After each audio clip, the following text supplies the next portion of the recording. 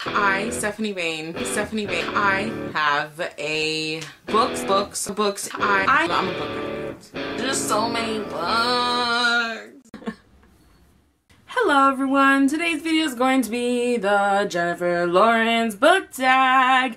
I wasn't tagged by anyone, but I had no idea what else I was going to film today, and I thought it was pretty cool. I haven't done a book tag in what feels like a while-ish, so why the hell not, right? Right. Let's get on to the questions, shall we? Question number 1 is, growing up in Kentucky. What is it? Your favorite book set in a rural place. My favorite book set in a rural place is The Story of Edgar Sodal by David Roblowski. This book takes place in some really rinky-dink small town. I honestly don't remember where the town is. Oh, I don't think it even, and it's some northern, it's a farm in the remote northern Wisconsin. But this book is absolutely beautiful. It follows a new boy whose father dies. His uncle comes into the picture, and it's just, it takes from there. He starts figuring out what's going on with his uncle, the mom, a lot of things start going on, but it is just such a beautiful book. I love it. Highly recommend this book, but this was number 1. Number 2 is Discovery on the Streets of New York, a little known book you found while browsing and ended up loving. Life After Genius by M. Ann Jacoby. It's about a boy who is a genius, and he goes to college at like the age of 16. A lot of things happen, and it jumps between periods of time. Like, it starts off fast forward 2 years, and then it'll go back when he first went to college, and it'll be present day, then it'll be, you know, further along in college. It's really cool. It's really interesting. I adore this book so much. It's so awesome. It leaves you on a fucking cliffhanger. Literally, it's a cliffhanger. But I found it at the dollar store. I was looking and I was like, oh, that's a really cool title and a really cool book cover. And then I just got it. Numero 3 is Swearing Off Social Media, a book you refuse to read. I don't think there is a book I refuse to read, to be quite honest. I read anything and everything, and I don't care if people say it's the absolute worst book ever. I'll probably want to read it more. I mean, I may wait a while if a book's really popular at the time, but then I'll eventually read it. It's just how I do. I don't care. I really just don't. YOLO. Carpe diem. I like that one better. Number 4 is Beginnings on TV into Film, a series that gets better with each installment. I have 2 for this answer. The first one is Red Rising by Pierce Brown. It would not be a video if I did not mention it, but quite frankly, I am currently reading book 2. I ended up rereading part 1. I reread the first book, so whatever. I'm reading the second one later than I should. It's putting behind my schedule, but I don't care because it's Red Rising. But this one, the second book, holy crap, I'm almost halfway through and it's just, oh my god, it's getting so good. So much is happening. Oh my god. Another one that I truly love that it has just gotten better and better with each book is the Mortal Instruments series.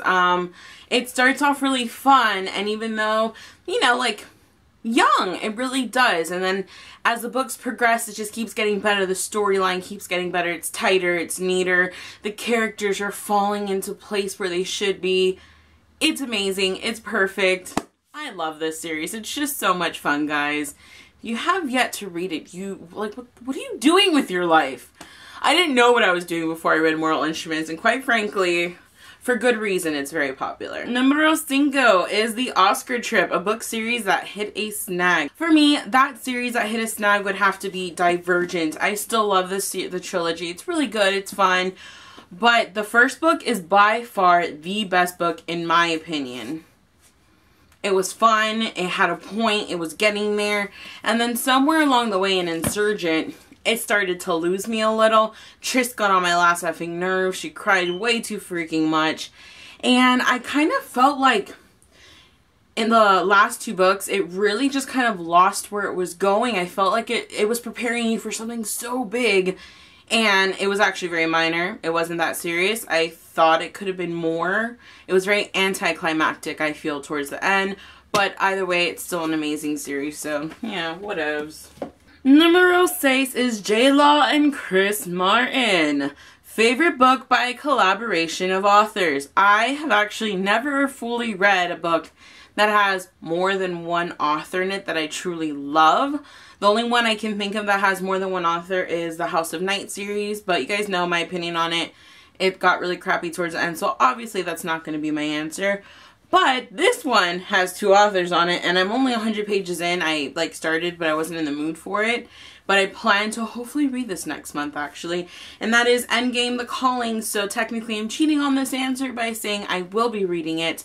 And I could tell you that, holy crap, I'm only 100. And, oh, I'm 98 pages in.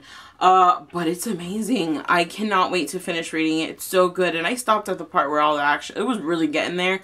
But it's by James Frey and Nils Johnson Shelton. Tartar sauce.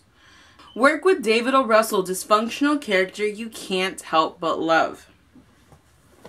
For this one, it's Augustin and any of Augustin Burroughs' books. He is very dysfunctional, and specifically in this last one, because in the first 2, it's mainly about the people around him and how dysfunctional they were. And then in this book, you see how they affected him in his adulthood life. He's an alcoholic. He leaves bottles everywhere. He kind of collects them in a very messy way. But I just enjoy these are books with a bunch of really fucked up characters, and those are the best books, to be honest. Numero 8, Mystique, a villain who thinks they're doing what's right. For this one, I don't remember the name of the specific seeker. I really don't remember. Anyway, I honestly can't remember the name of that one seeker.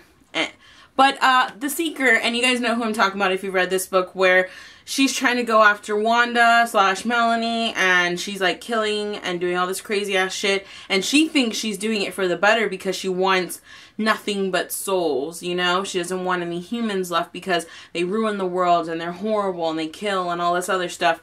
But she honestly thinks in her own twisted way that she was doing better when really bitch wasn't. Number 9 is The Hunger Games. Favorite high profile series.